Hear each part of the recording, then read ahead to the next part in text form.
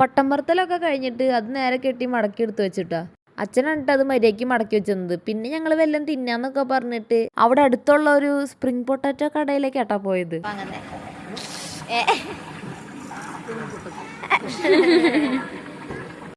Hello, അമ്മ അവിടെ നേരത്തെ പോയി സീറ്റ് പിടിച്ചിട്ടാ.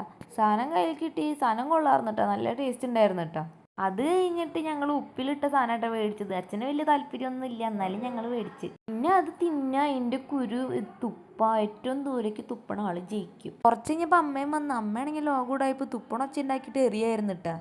അങ്ങനെ അതിൻ്റെ പിറകെയായിരുന്നു കുറേ നേരം.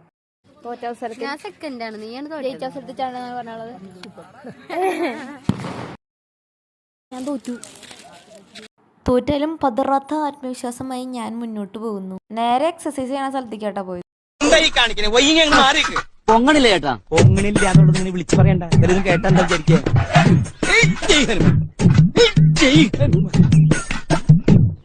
പിന്നെ അങ്ങോട്ട് എല്ലാവരും കണകുണ എല്ലാത്തുമ്മേ കയറിലായിരുന്നു. അമ്മ കറങ്ങണ സാധനത്തുമ്മേന്ന് ഇറങ്ങാൻ ഇത്തിരി പാടുവിട്ടു. ഞാനും അമ്മേനെ കഷ്ടപ്പെട്ട് അതുമ്മേന്ന് ഇറക്കി. പിന്നെ അവിടെ കണ്ട ഒരു പറക്കണ ആനേനെ, ഒന്നല്ല 2 ആനേനെ കുഞ്ഞുവിന് മുന്നിൽ മേടിച്ച് വീട്ടിലേക്ക് പോന്നു കേട്ടോ.